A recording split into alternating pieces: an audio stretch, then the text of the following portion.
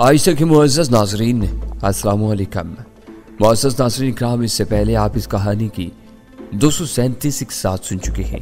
अब की इससे 238 मुलाहिज़ा फरमाएं। उनके गन्नों का रुख हमारी तरफ भी हो सकता था, लेकिन ऐसा नहीं हुआ। उसने खामोश होकर एक गहरी सांस ली और जरा सीधी होकर बैठने की कोशिश करने लगी। इस वाक़े का कोई गवाह? मैंने पूछा। वो एक अहम भर कर सीधी होते हुए बोली, मैं अभी यही सोच रही थी। क्या तुम ये अहमकाना सवाल भी करोगे? तुमने इस वक्त को पूरी कर दी। मैं लोगों की तवक्कुआत पर पूरा उतरने की कोशिश करता हूँ, मैंने खलूस से कहा। ख्वाह कोई मुझे अहमक ही समझ ले, इससे मेरी जहानत पर कोई खास असरात मुरतब नहीं होते। क्या मुझे अपना सवाल दोहराना पड़ेगा? नहीं। वो एक ठंडी सांस लेकर बोली, सबसे बड़े गवाह तो वो लोग हैं जिनके सामने ये वाक़या पेश आया।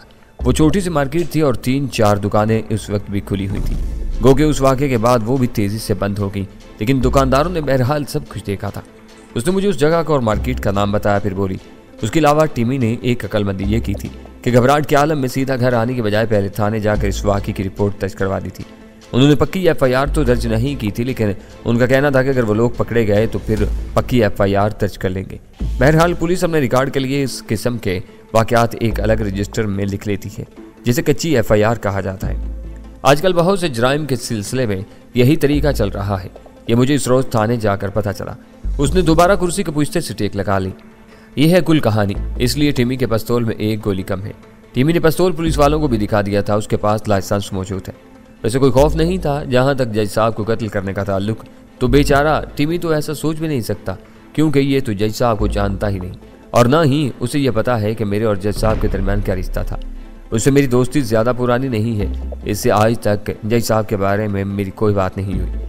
मैंने एक लम्हे खामोशी से उसकी तरफ देखते रहने के बाद कहा, मुझे इस वाक़े की तस्दीक करना होगी। मैंने एक बार फिर फ़ोन की तरफ हाथ बढ़ाया और रहीम गुल का नंबर डायल किया। मेरी नज़र बदस्तूर पिंकी पर थी। टिमी के बारे में मुझे ज़्यादा फिक्र नहीं थी, वो अभी तक उसी तरह चित पड़ा था। मैं जब लाइन मिलने का इंतज़ार कर रहा था, उस दौरान में पिंकी न जाने क्यों अजीब से लहजा में बोली, मैं और टिमी इतने बुरे नहीं हैं जितने तुम समझ रहे हो। चाहे तुम दुरुस्त कह रही हो, लेकिन ये सब कुछ तुम इतनी उछल कूद थी, गाबुझ थी और चीखों पुकार के बगैर भी कह सकती थी। मैंने नरमी से कहा, तुमने हमसे सही तरीके से बात करने की कोशिश ही नहीं की। वो अब खासी मुलाहिमत से बोली, उसके अलावा मुझे इस बात पर भी बहुत गुस्सा आया था, टिमी को भी आया होगा, कि तुमने आकर हमारी प्राइवेसी में दखल दिया। हमारे यहाँ लोग वैसे भी दूसरे की प्राइवेसी का एहतराम नहीं करते, और तुमने तो हद ही कर दी थी। मैं उस मामले में दूसरों से काफ़ी मुख्तलिफ हूँ और लोगों की प्राइवेसी का बहुत एहतराम करता हूँ। मैंने सफाई पेश करने की कोशिश की। मैं अपनी दानिश में दोस्ताना अंदाज में आया था, और मेरे जहन में कुछ शकूक व शुबहात थे जो अभी दूर नहीं हुए हैं। बहरहाल मिजाजों के फ़र्क की वजह से कुछ गलतफहमियाँ सी पैदा हो जाती चली जाती है। मुझे मुतकब्बिरन अकड़ दिखाने वाले और खुद को बहुत बड़ा सुरमा समझने वाले लोग बिल्कुल पसंद नहीं हैं। मुझे एतराफ़ है कि इस किस्म के लोगों से वास्ता पड़ने पर मैं अपनी हदूद से कुछ तजावुज़ करता हूँ। तहम अगर तुम दोनों जज साहब के कत्ल से इसी तरह लाताल्लुक़ साबित हुए जिस तरह तुम बता रही हो, तो मैं हाथ जोड़कर तुमसे मुआफ़ी मांग लूँगा। सिर्फ मुआफ़ी? उसके होंठों पर वो खफीफ सी मुस्कुराहट नमूदार हुई। हाँ, तुम्हें सिर्फ मुआफ़ी पर ही गुजारा करना पड़ेगा, और यह भी मेरी इंतहाई शाइस्ता और इंसाफ पसंद होने की दलील होगी, क्योंकि मैंने तुम दोनों पर हमला करने में पहल नहीं की थी। मैंने तो सिर्फ अपना दिफा किया था। मैंने समझाने किसी अंदाज में कहा, तुम्हारा बॉडी बिल्डर बटेरा मालूम नहीं मेरे साथ क्या सलूक करने के लिए दांत पीस कर मुझ पर चपटा आ रहा था। इस किस्म के डीजल इंजन को रोकने के लिए मुझे कुछ तो करना था, वरना वो मुझे कुचलता हुआ गुजर जाता। मैंने तुम्हें भी शराफत से रोकने की बहुत कोशिश की थी, लेकिन तुम्हें मुझ पर तबाह आजमाई का बहुत शौक चढ़ा हुआ था। अगर मेरी जगह कोई आम आदमी होता तो इस बेचारे का न जाने क्या हशर होता। अब अगर तुम मेरी मुआज़रत का मतलब ये समझ रही हो कि मैं तुम्हारे बॉयफ्रेंड को अपनी पेशानी पर खून सा रसीद करने और तुम्हें अपनी खोपड़ी पर कराटे की चाप मारने का मौका दूंगा, तो मैं अपनी मुआज़रत वापस ले लेता हूँ। वो खामोश रही। इस दौरान रहीम गुल फ़ोन पर आ चुका था। मैंने पिंकी की तरफ से नज़र हटाए बगैर कहा, कहाँ मर गए थे? तुम्हारे सोए में शिरकत के लिए गया हुआ था, वो जले कटे अंदाज में बोला। इतनी अहम तकरीब में मुझे साथ दिए बगैर ही चले गए थे? मैंने पूछा, कहाँ से बोल रहे हो? उसने मजीद उलझने के बजाय फ़ौरन सवाल किया। वहीं से जहाँ तुमने मुझे भेजा था, मैंने जवाब दिया। ओहो, तुम अभी तक वहीं घुसे बैठे हो? उसके लहजे में बेजारी कुछ कम होगी। क्या लड़की ने गलती से चाय पानी का पूछ लिया है? हाँ, मैंने जवाब दिया। पहले लड़की के बॉडी बिल्डर दोस्त ने मुझे गालबन 2-4 घूंसों और एक आध धोबी पटखड़े की पेस्ट्रियाँ खिलाने की कोशिश की थी। फिर खातून ने कराटे का कोका कोला पिलाने की कोशिश की थी, लेकिन मैंने मुआज़रत के साथ इनकार कर दिया है। रिपोर्ट क्या है? अब उसके लहजे में वाज़ेह दिलचस्पी छलक आई। मैं क्या तुम्हारा मुलाजिम या महतहत हूँ जो मुझसे रिपोर्ट मांग रहे हो? मैंने गोया बुरा मनाते हुए कहा। तो फिर किस लिए फ़ोन किया है? क्यों कान खा रहे हो? बंद करो फोन, उसने डांट पिलाई। मैंने तो सिर्फ ये देखने के लिए फोन किया था कि अपनी ड्यूटी पर मौजूद भी हो या इधर उधर कहीं आवारा फिर रहे हो, हरामखोर अफसरों की तरह, मैंने कहा। पिंकी अब कदरे हैरत से मेरी तरफ देख रही थी। अच्छा तुम बकवास छोड़ो और संजीदगी से बताओ कोई काम की बात मालूम हुई या नहीं?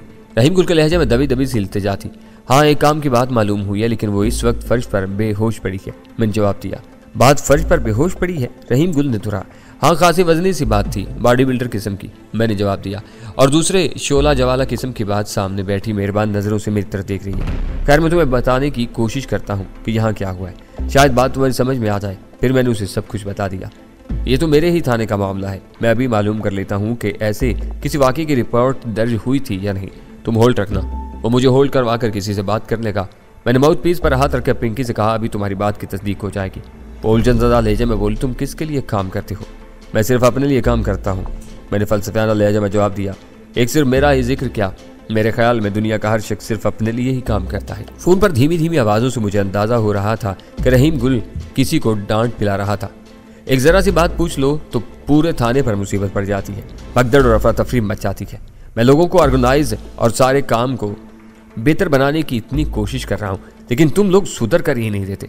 रहीम गुल ने रिसीवर गालबन मेज पर रख दिया था और उसे ख्याल नहीं रहा था कि आवाज़ मुझ तक पहुंच रही होगी।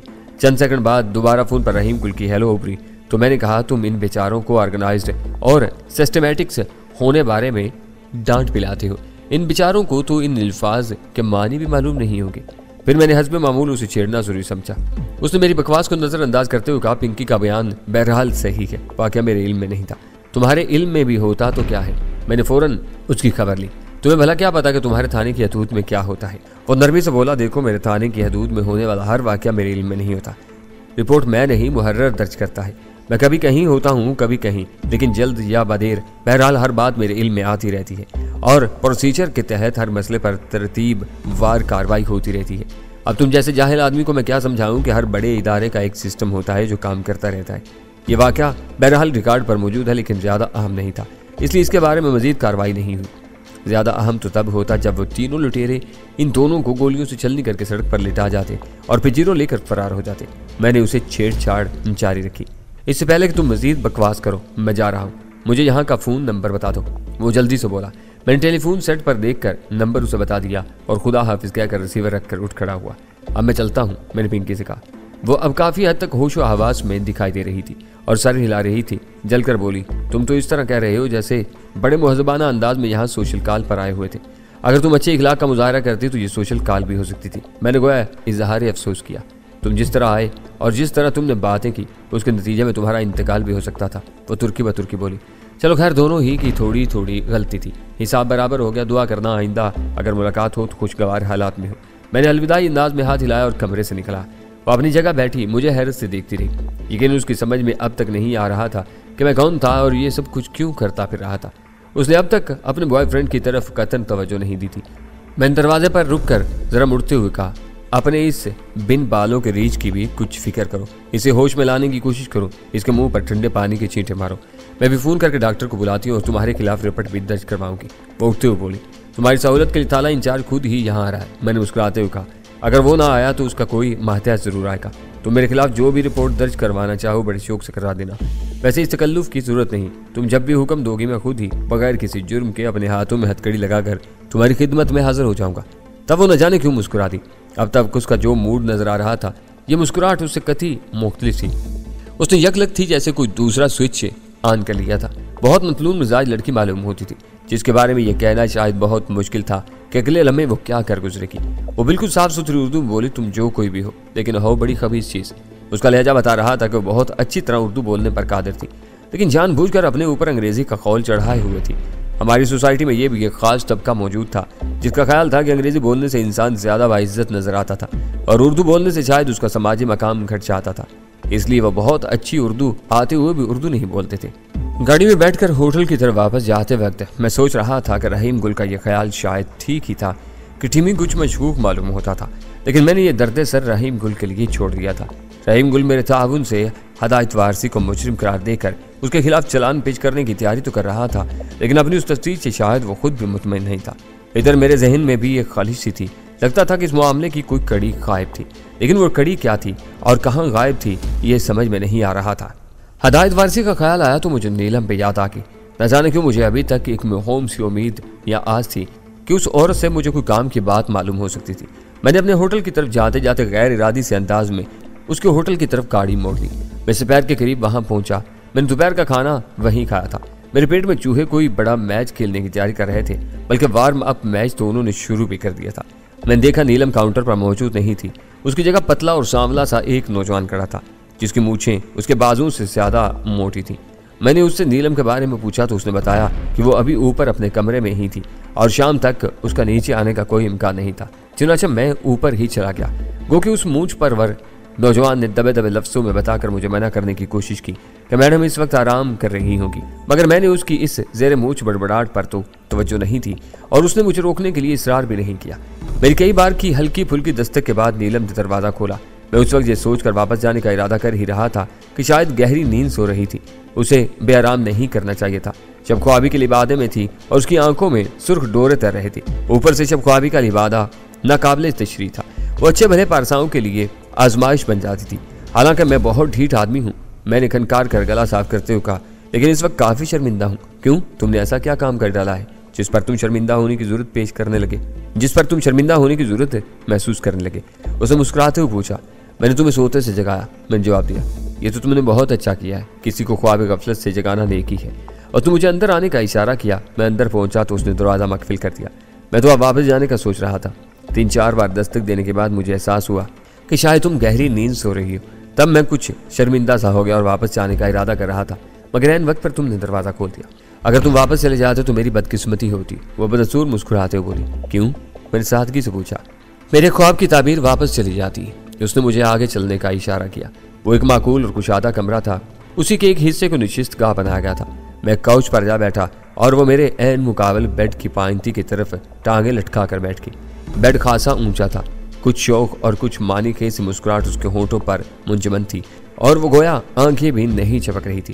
ख्वाब की ताबीर वापस चली जाती। मैंने हर से तरह, हाँ, अगर मैं तुम्हें एक बात बताऊं तो तुम यकीन कर लोगे? उसने मेरी आंखों में झांकते हुए पूछा।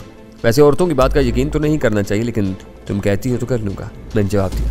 तुम्हें कितनी औरतों ने धोखा दिया है जो तुमने औरतों की बात पर यकीन करना छोड़ दिया है? वो जरा तीखे लहजे में बोली। एक ने भी नहीं, मैंने अपनी शक्ल पर मस्कीनी तारी करने की कोशिश करते हुए कहा। उन्होंने मुझे इस आजाद के काबिल ही नहीं समझा कि मुझे धोखा दिया जाए। खवातीन से धोखा खाना भी हर एक के नसीब में कहाँ होता है। ज्यादा मस्कीन बनने की जरूरत नहीं। उसने मुझे हल्की सी डांट पिलाई। कम से कम तुम्हारे मामले में तो मुझे यकीन है कि तुम्हें कोई औरत धोखा नहीं दे सकती। अलबत्ता तुमने न जाने किस किस को धोखा दिया होगा। यह तो तुम्हारी जरा नवाजी है जो तुम इस हकीर को इस काबिल समझ रही हो, वरना मुझ में इतनी अहलियत कहाँ। मैंने एहसास महरूमी से भरपूर ठंडी सांस लेकर कहा। सादा और मासूम बनना तुम्हें खूब आता है। वो मुझसे भी ज्यादा ठंडी सांस लेकर बोली। अच्छा, ठंडी सांस लेने का मुकाबला मत करो और बात बताओ जिस पर तुम्हारे ख्याल में मुझे यकीन आना मुश्किल होगा। मैंने कहा। मैं इस वक्त तुम्हें ख्वाब में देख रही थी। उसने ज्यादा रोशन मुस्कुराहट के साथ जवाब दिया। और जब दस्तक सुनकर मेरी आंख खुली तो मैं सोच भी नहीं सकती थी कि ताबीर दरवाजे पर खड़ी होगी।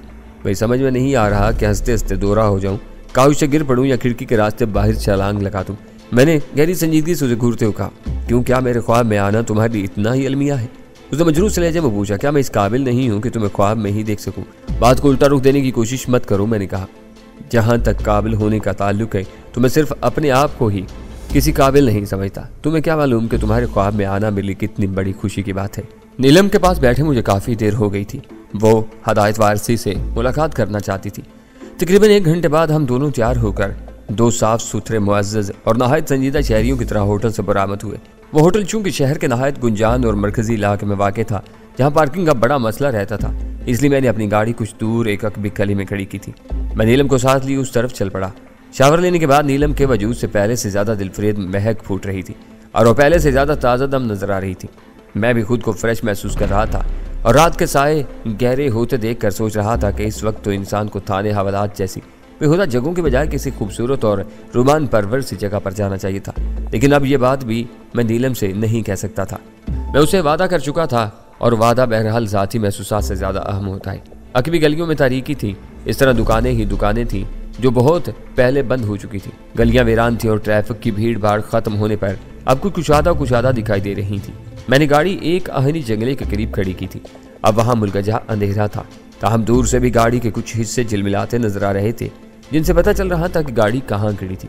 नीलम ने अंधेरे में गाड़ी की तरफ बढ़ते हुए मेरा हाथ मजबूती से पकड़ लिया। मैं नहीं कह सकता था कि वो कौन सी हिस्स या कौन सा जज्बा था जिसने मुझे अचानक पलट कर देखने पर मजबूर कर दिया था। शायद वो कोई गैबी ताकत थी जिसने एक लम्हे के लिए मेरी गर्दन पीछे की तरफ घुमा दी थी। उसी लम्हे मुझे अक्कब में इमारतों के दरमियान एक नहायत तंग सी गली से एक इंसानी हेवला बरामद होता दिखाई दिया। अगर वो सिर्फ इंसानी हेवला होता तब भी कोई बात नहीं थी, लेकिन उसके हाथों में हेवले ही के अंदाज में मुझे एक और चीज की झलक भी दिखाई दी थी। मुझे एकदम गोया बहुत हाई वोल्टेज का करंट लगा। मैंने नीलम का बाजू पकड़कर एक खास अंदाज में झटका दिया और अपने साथ लेते हुए सड़क पर गिर पड़ा। सुनसान गली गोलियों की तड़तड़ाहट से गूंज उठी। गोलियां यकीनन हमारे सर पर से गुजरी थी। मेरी गाड़ी से बहुत पहले एक और कार फुटपाथ से लगी खड़ी थी।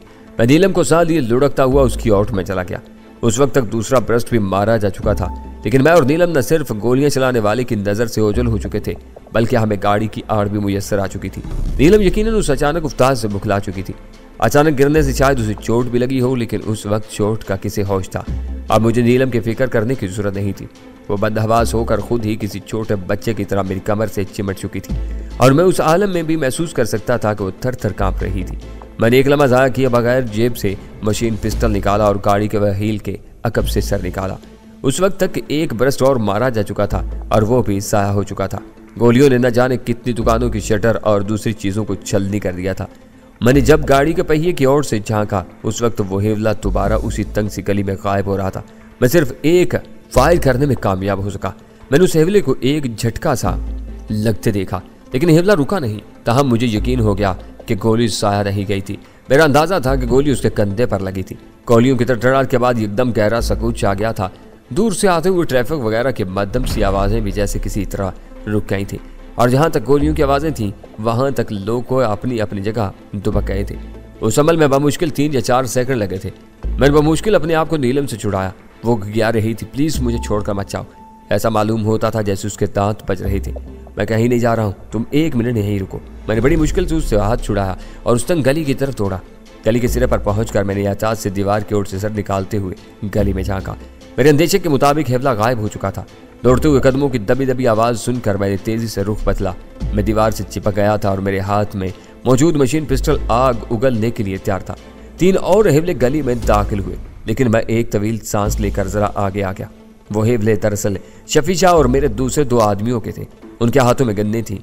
जिस तरह मैंने शफी शाह का हेवला देखकर उसे पहचान लिया था, उसी तरह उसने भी मुझे मुल्क के अंधेरे में पहचान लिया था। मुझे गली के सिरे पर खड़े देखकर ही उसे अंदाजा हो गया कि हमलावर कहाँ गया होगा। उसने मुझसे कुछ पूछे बगैर ही वक्त ज़ाया नहीं किया और गली में घुस गया। उसका इस तरह अंधाधुंध गली में घुसना भी गलत था। अगर हमलावर गली में ही कहीं छुपा होता तो आसानी से शफी शाह को निशाना बना सकता था। मंझे हुए आदमी भी जल्दबाजी और जज्बातियत में ऐसी गलती कर जाते हैं। मैं भी उसे नहीं रोक सका था। मुझे कुछ इत्मीनान भी था कि शफी शाह भी कभी कभार आंखें बंद करके अचानक ऐसे खतरात का मुंह में छलांग लगा देता था, तो वो ऐन आखिरी लम्हे में उससे अपना बचाव करना भी जानता था। उसने अपने दोनों साथियों को दोनों तरफ से घूमकर गली के दूसरे सिरे पर पहुंचने का इशारा कर दिया। उनमें से एक उल्टे कदमों दौड़ता चला गया, दूसरा मुखालिफ समत में दौड़ा। दोनों मुख्तलिफ समतों से गली के सिरे पर पहुंचना चाहते थे। मैं गली में झांक कर शफी शाह को अंधेरे में आगे चाहते देख सकता था। गली के वस्त में पहुंचकर रुक गया और दाएं बाएं देखने लगा। उसे मुझे अंदाजा हो गया कि वहां वैसी ही एक और गली उस गली को क्रॉस कर रही थी। उसका मतलब था कि हमलावर के गायब होने के इम्कानात बढ़ गए थे। मुझे उस पर भी हैरत थी कि उन गलियों में इतना अंधेरा, हालांकि ये कोई अकबी गलियां नहीं थी जिनमें कूड़ा कबाड़ फेंका जाता है। ये शहर का मरकजी इलाका था और तंग तंग सी ये पीच दर पीच गलियां भी अच्छे खासे कारोबारी मराकज थे। उनमें दुकानों का एक लंबा सिलसिला पैदा हुआ था। मुमकिन था कि जिस गली से हेवला बरामद हुआ उसके बल्ब तो उसी ने गायब किए हों। अब उन इतराफों में कहीं कहीं जो थोड़ी बहुत रोशनी आ रही थी वो दुकानों के अंदर बने हुए नहायत पुराने और बुसीदा फ्लैट्स में से आ रही थी। वो न होने के बराबर थी। मैं कदरे मायूसी के आलम नीलम के पास आ गया। हमलावर यकीनन देखभाल कर गर्दोपेश का अच्छी तरह जायजा लेकर फरार की राह मुतय्यन करके और हर इम्कान को जहन में रखकर अपना काम करने आया था। अलबत्ता ये इम्कान शायद उसके जहन में ना रहा हो कि मैं इतने गैर मुतवक्को तौर पर हमले से बच भी सकता था, वरना शायद वो अकेला ना आता। वो 4 आदमी आते और मुख्तलिफ समतों से आते। मैंने देखा नीलम गाड़ी के नीचे घुसने की कोशिश कर रही थी। मुझे वापस आते देखकर उसे हौसला हुआ और उसने ये कोशिश तर्क कर दी। मैंने हाथ पकड़कर उसे उठाया। वो उठते हुए डर रही थी क्योंकि उस तरह वो गाड़ी की ओर से बाहर हो जाती। वो इधर उधर देखते हुए मुर्तश सरगोशी में बोली, अभी और आदमी भी तो गली में आए थे, वो कहाँ गए? डरो मत, वो अपने ही आदमी थे। मैंने उसे तसल्ली दी। तब उसने एक तवील सांस ली, शायद उसके असाब पर से बोझ कुछ कम हुआ था। शफी शाह चंद सेकंड बाद ही लौट आया और नीची आवाज में बोला, आई एम सॉरी सर, हमें यहाँ पहुंचने में चंद सेकंड की ताखीर होगी। नहीं, इसमें तुम्हारा कोई कसूर नहीं, मैंने उसका कंधा थपकते हुए कहा। तुम तो मेरे अंदाजे से ज्यादा जल्दी पहुंचे हो। वो दूर रहकर मेरी निगरानी करता था। वो इस गली से काफी दूर था जिसमें मैंने गाड़ी खड़ी की थी, जबकि हमलावर तो उसकी भी एक बगली गली में छुपा हुआ था। शफी शाह यकीनन फायरिंग की आवाज सुनकर हरकत में आया होगा। इस एतबार से उसने गाड़ी से उतरकर यहाँ पहुंचने में देर नहीं लगाई। वो और दूसरे दोनों आदमी चलावे किसी फुर्ती से महज चंद सेकंड में यहाँ पहुंच गए थे। अब उससे ज्यादा फुर्ती की तो किसी से तवक्को नहीं की जा सकती थी। दूसरे दोनों आदमी वापस नहीं आए थे। शफी शाह यकीन से बोला, वो आदमी भागा नहीं है सर, वो इसी चौकोर से हिस्से में कहीं गायब हुआ है। क्या हम इलाके को घेरने और तलाशी लेने की कोशिश करें? वो जिस चौकोर हिस्से की बात कर रहा था उसमें तंग और तारीक रास्तों और न जाने कैसे कैसे चोर दरवाजों वाली 20 ऐसी इमारतें फैली हुई थी, जिनके नीचे दुकानें, उनसे ऊपर दफ्तर, वर्कशॉपें और न जाने क्या कुछ था। फिर उनसे ऊपर टर्बानुमा फ्लैट फैले हुए थे। बीच में इधर उधर आने जाने के दसियों रास्ते थे। महज हम 4 आदमियों का इतना बड़े और पुरपेच हिस्से को घेरना और तलाशी लेने की कोशिश करना बेकार था। ये काम तो पुलिस भी अच्छी खासी नफरी के साथ नहीं कर सकती थी, वो भी महज बेफायदा किस्म की पकड़ धकड़ कर सकती थी। निकलने वाला आसानी से निकल सकता था, उसका कोई फायदा नहीं, मैंने कहा। मैंने उस शख्स को सिर्फ एक परछाई की तरह देखा है, लेकिन मुझे अंदाजा हो गया है कि वो परछाई किसकी थी और उसे कहाँ तलाश करना चाहिए। इसलिए यहाँ वक्त ज़ाया करने और अपने लिए उलझने खड़ी करने की जरूरत नहीं। अपने आदमी को वापस बुला लो, हम यहाँ से रवाना हो रहे हैं। मजीद हदायत में तुम्हें रास्ते में मोबाइल पर दूंगा। Okay sir. वो लपक कर उसी तंग सी गली में गायब हो गया। फिर मैंने किसी परिंदे की सी आवाज़ सुनी। वो अपने साथियों को वापस आने के लिए सिग्नल दे चुका था। मैं नीलम का हाथ पकड़कर अपनी गाड़ी की तरफ लपका। गाड़ी में बैठकर मैंने रूफ लाइट ऑन की। मेरे और नीलम के कपड़े मिट्टी में लिथड़ चुके थे, ताहम ज्यादा बुरा हाल नहीं हुआ था। हमने गाड़ी में बैठे बैठे ही अपने आप को झाड़ पूंछ कर अपना हुलिया दुरुस्त किया। फिर मैंने गाड़ी स्टार्ट करने और रिवर्स करने में भी जान बूझ कर चंद सेकंड की ताखीर की। मैं शफी शाह को ये देखने का मौका देना चाहता था कि मैं किधर का रुख कर रहा था। जब मैंने उसकी गाड़ी गली के एक सिरे पर नमूदार होते देख ली तो अपनी गाड़ी गली के दूसरे सिरे की तरफ भगाई। गुंजान इलाका उस वक्त गुंजान महसूस नहीं हो रहा था, इसलिए मैं नहायत आसानी और तेज रफ्तारी से वहां से निकला। उस वक्त तक किसी भी तरफ से पुलिस वगैरह की आमद के कोई आसार दिखाई नहीं दिए थे। गार्डन रोड पर पहुंचकर मैंने गाड़ी की रफ्तार बिल्कुल कम कर दी और फूरफन शफी शाह से रब्ता किया। सड़क के किनारे नहायत सुस्त रफ्तारी से गाड़ी चलाते हुए मैंने शफी शाह को कुछ हदायत दी। फिर मैंने नहीम गुल से रब्ता किया। वो मेरी आवाज़ पहचानते बोला, अभी मैंने तुम्हें फ़ोन होटल किया था, तुम वहाँ नहीं मिले, तो अब मैं तुम्हारे मोबाइल नंबरों पर रब्ता करने की सोच रहा था। क्यों, क्या तकलीफ थी तुम्हें? मैंने गाड़ी एक जगह रोकते हुए पूछा। मैं चाह रहा था इससे इत्मीनान से बात कर ली जाए। और तुमने पिंकी और टीमी नाम की जो 2 अजीब गरीब मखलूक़ात मुझसे टकराई थी, उनके बारे में तुम्हें बताना था। उसने कुछ गौर लहजे में जवाब दिया। मैंने उसे चिढ़ाने के लिए कहा, इतनी शिकायती लहजे में क्यों बोल रहे हो? शुक्र करो को इस माह ने तुम्हें एक मॉडर्न और आज़ाद ख्याल लड़की से तारुफ हासिल करने का मौका मिल गया, वरना तुम्हारे मुकद्दर में इस किस्म की बल्कि किसी भी किस्म की लड़कियों से मिलना कहाँ। तुम उस मॉडर्न और आज़ाद ख्याल लड़की को अपने पास ही रखो। वो बोला, चलो ठीक है, रख लूँगा। मैंने उसकी बात काटते हुए कहा, ये तुम्हारे बस की बात नहीं है। ये बताओ उसके बॉयफ्रेंड से कोई काम की बात मालूम हुई या नहीं? हाँ मालूम हुई है। क्या? मैंने दरियाफ्त किया। यही कि पिंकी जैसी लड़कियाँ किस किस्म के मर्दों को पसंद करती हैं। उसने जवाब दिया, खैर इनमें तुम्हारा कोई जिक्र तो नहीं होगा, तुम ना तो 3 में हो ना 13 में, तुम्हें इस किस्म की बातों में दिलचस्पी लेने की जरूरत नहीं। मैं नहायत शफ़क़त से कहा, तुम सिर्फ अपना पुलिसियाना कामों में दिलचस्पी लिया करो। हाँ, लड़कियों में दिलचस्पी के लिए तो सिर्फ तुम ही एक गुलफाम के बच्चे रह गए हो। वो बोला, इतना मत चलो यार, धुआं यहाँ तक पहुँच रहा है, टेलीफोन सेट से बरामद हो रहा है। मैंने गोया प्यार से उसे समझाया, तुमने टिमी की बयान की इब्तदाई तस्दीक तो कर ली थी। ये बताओ, क्या जरा गहराई से जायजा लेने पर वो बेकसूर ही मालूम होता है? हाँ, मेरा ख्याल है जज साहब के कत्ल से उसका कोई ताल्लुक नहीं, मैंने उसे छोड़ दिया है। उसने संजीदगी से जवाब दिया, शायद तुमने ठीक ही किया, ये बात मैं सुबह तक ज्यादा यकीन से कह सकूंगा। अब मैंने भी संजीदगी से बात की, मेरे पास ज्यादा वक्त नहीं था, फजूल बातों में वक्त बर्बाद करना ठीक नहीं था। फिलहाल तुम कुछ हदायत सुन लो और उन्हें अपने नकारा दिमाग में बिठाने की कोशिश करो। तुम इस वक्त बोल कहाँ से रहे हो? वो मेरी बात काटते हुए बोला, फजूल सवाल करने की तुम्हारी आदत कभी नहीं जाएगी। मैंने उसे डांट पिलाई, इस बात से भला क्या फर्क पड़ता है कि मैं कहाँ से बोल रहा हूँ? फर्क क्यों नहीं पड़ता, बहुत फर्क पड़ता है। वो बहस के लिए तैयार मालूम होता था। मैं आलमे बाला से जरा 2-4 फुट इधर से बोल रहा हूँ। मैंने कहा, अगर सर घुमा कर पीछे देखने में एक लम्हे की ताखीर हो जाती तो इस वक्त आलमे बाला ही से बोल रहा होता, लेकिन फिर किसी नेक रूह से मेरी बात हो रही होती, तुम जैसे बदरू से नहीं। अच्छा, तुम इस वक्त सस्पेंस पैदा करने की अपनी भूडी कोशिश तर्क करो और जो असल वाकया बताना चाह रहे हो वो बताओ, रहीम गुल ने कहा। मैंने उसकी फरमाइश पूरी कर दी और असल वाकया उसे बता दिया।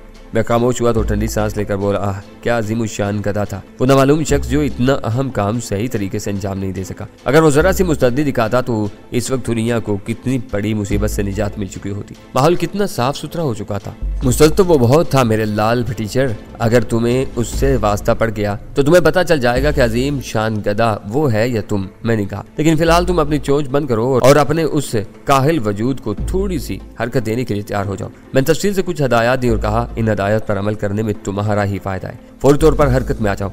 वक्त कम है और मुकाबला सख्त, बल्कि तुम्हारे साथ तो मसला ये है कि तुम्हारे पास सिर्फ वक्त ही नहीं बल्कि अक्ल भी कम है। वो मेरी हदायत सुनकर तंज़ो मज़ाक भूल गया था। नाहित संजीदगी बल्कि किसी हद तक मुतफ़क्किराना लहजे में बोला, तुम बिल्कुल संजीदा हो।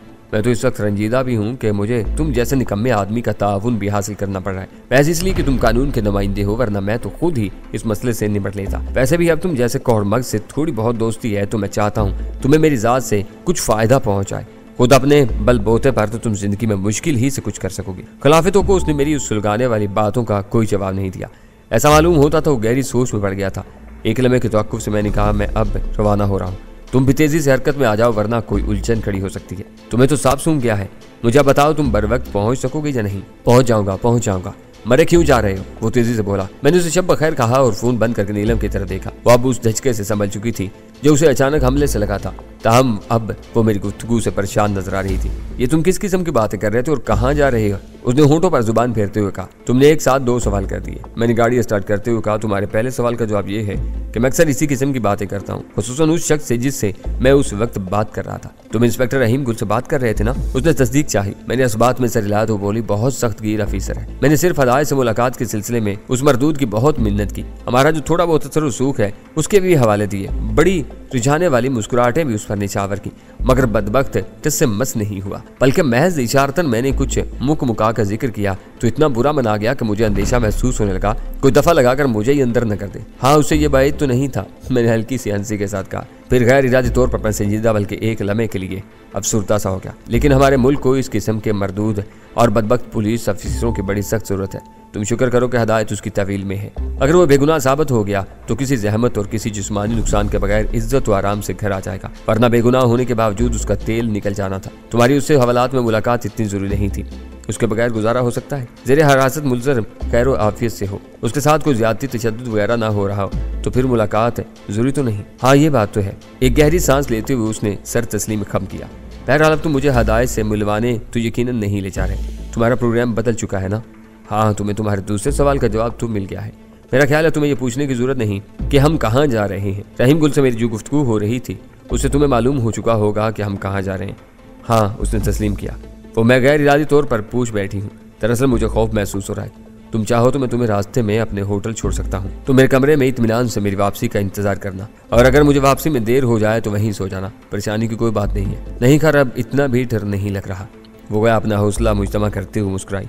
तुम जिस आदमी के ठिकाने की तरफ जा रहे हो बिलाशुबा बहुत खतरनाक आदमी है, लेकिन मेरा ख्याल है कि तुम खुद भी कुछ कम खतरनाक आदमी नहीं हो। तुम्हारे साथ जाते हुए मुझे खौफजदा नहीं होना चाहिए। बातों के दौरान ही हम एक नीम तारीख और सुनसान से गली में पहुंच चुके थे। ये क्लिफ्टन का इलाका था। मैंने एक मुनासिब जगह देखकर गाड़ी खड़ी की। मेरी कोशिश थी कि गाड़ी किसी की नजर में ना आए। मैं उसे अपने असल मंजिल से कुछ दूर ही छोड़ रहा था। नीलम अब खौफजदा दिखाई नहीं दे रही थी।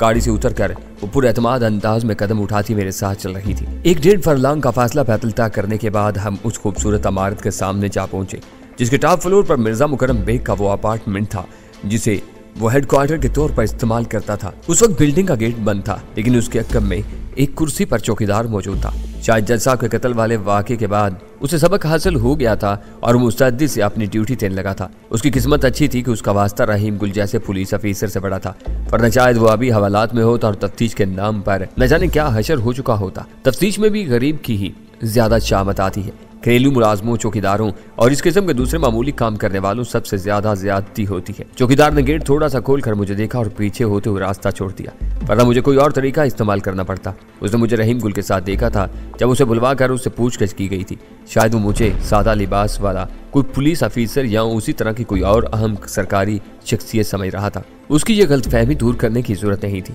उसने जब बातें खिलाकर बड़े अदब से मुझे सलाम किया, मैंने आला सरकारी अफसरों वाले अंदाज में जरा नखुश से गर्दन हिलाकर उसके सलाम का जवाब दिया और बारोब लहजे में पूछा, मामू का कमरा किधर है? चौकीदार एक लम्हे के लिए हैरान परेशान हो गया। यहाँ बिल्डिंग में एक आदमी रहता है ना, वो छोटे मोटे मुरम्मत के काम करता है, पानी की मोटर चलाता है, उसका नाम मुझे मालूम नहीं, सब उसे मामू मामू कहते हैं। मैंने वजाहत की। ओ अच्छा अच्छा।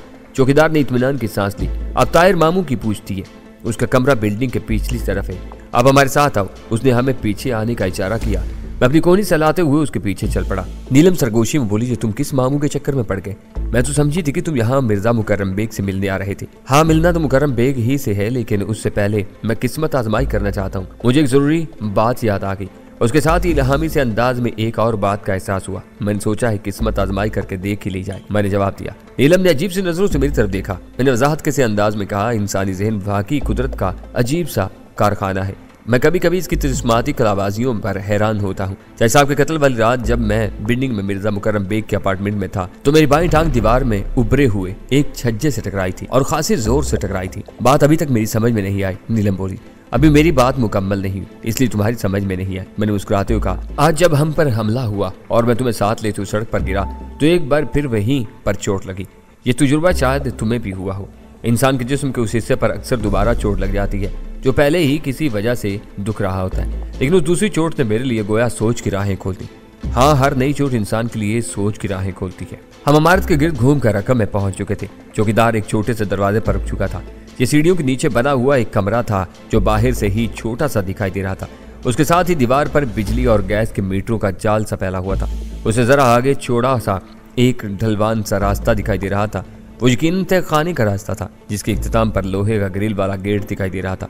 उस पर बड़ा सा ताला झूल रहा था। चौकीदार ने लकड़ी के छोटे से दरवाजे पर दस्तक दी। दरवाजा महज दस्तक से ही लर्ज कर रह गया, मगर अंदर से कोई जवाब न आया। चौकीदार ने 2-3 मरतबा जोर से दस्तक दी, फिर मेरी तरफ देखकर मुआज़र खाना से मुस्कुराहट के साथ बोला, मामू खाना खराब, बड़ा जालिम नींद सोती है, बड़ा मुश्किल सूखती है। उसने एक बार फिर दस्तक दी और मुझे अंदेशा महसूस हुआ कि दरवाजा नीचे ही ना रहे। ताहम उस दस्तक पर चुंधी चुंधी सी आंखों वाले एक अधेड़ उम्र शख्स ने दरवाजा खोल दिया। उसकी मैली और शिकन आलू सी शलवार कमीज पर गरीज के धब्बे लगे हुए थे। शायद वही उसके काम करने के कपड़े थे जिन्हें वो शब ख्वाबी के लिबास के तौर पर इस्तेमाल करते हुए सो गया था। मैंने चौकीदार की तरफ मुड़ते हुए कहा, ठीक है, अब तुम जाओ, मुझे उससे कुछ जरूरी बातचीत करनी है। तुम चाहो तो अब आराम करने भी जा सकते हो। अब काफी देर तक यहाँ पुलिस वालों का आना जाना लगा रहेगा। वो चेहरे पर उलझन के आसार दिए, लेकिन इस बात में सर हिलाकर रुखसत हो गया। उससे ज्यादा उलझन ताहिर मामू के चेहरे पर नजर आ रही थी। उसकी चुंधी चुंधी आंखें जितना भी फैल सकती थी फैल चुकी थी। मैं और नीलम उससे इजाजत लिए बगैर अंदर पहुंच गए और दरवाजा मैंने अपने हकम में बंद कर दिया। वो एक छोटा सा कमरा, बल्कि कमरा भी क्या, एक कोठड़ी ही थी, जिसमें एक चारपाई, एक ट्रंक और दूसरा छोटा मोटा सामान मौजूद था जो किसी भी मजदूर टाइप आदमी के ठिकाने पर नजर आ सकता है। ताहिर मामू एक सीधा साधा शख्स मालूम होता था। उसके चेहरे पर अयारी मकारी की कोई अलामत नहीं थी। सर, आप लोग कौन हैं? मैंने आपको पहचाना नहीं। उसने होंठों पर जुबान फेर कर गोया जुरात से कम लेते हुए कहा, जान पहचान को छोड़ो ताहिर मामू। मैंने उसकी चुंदी चुंदी आंखों में झांकते हुए कहा, मेरे पास वक्त कम है, मुझे तुमसे सिर्फ चंद बातें पूछनी है। अगर तुम चाहते हो कि तुम्हें पुलिस से वास्ता न पड़े और तुम्हें किसी बड़ी मुसीबत में न फंसवाऊं, तो मुझे मेरे सवालों को ठीक ठाक जवाब देते जाना। तुम्हारी जान यहीं छूट जाएगी। जरा सा भी झूठ बोलोगे तो मैं नहीं कह सकता कि तुम्हारी गर्दन कितनी सख्ती से पुलिस के शिकंजे में फंसेगी और तुम कहाँ तक घसीटते फिरोगे। मैं कुछ समझा नहीं साहिब। वो बैठी बैठी सी आवाज में बोला। कमरे में सिर्फ एक ही कमजोर सा जर्द बल्ब रोशन था। उसकी नकाफिज रोशनी में भी उसकी रंगत कुछ मुतगय्यर नजर आने लगी थी। मेरा सवाल तुम्हारी समझ में आ जाएगा। मैंने उसके कंधे पर हाथ रखते हुए कहा, क्या परसों शाम किसी वक्त टॉप फ्लोर के किराएदार मिर्जा मुकर्रम बेग ने तुम्हें एक दरवाजे की नाप तब्दील करने के लिए बुलाया था? वो एक लम्हे खामोश रहा तो मैंने कहा, तुम्हें मेरे इस सवाल पर चालाक बनने की जरूरत नहीं, क्योंकि ये बात मुकर्रम बेग खुद मुझे बता चुका है।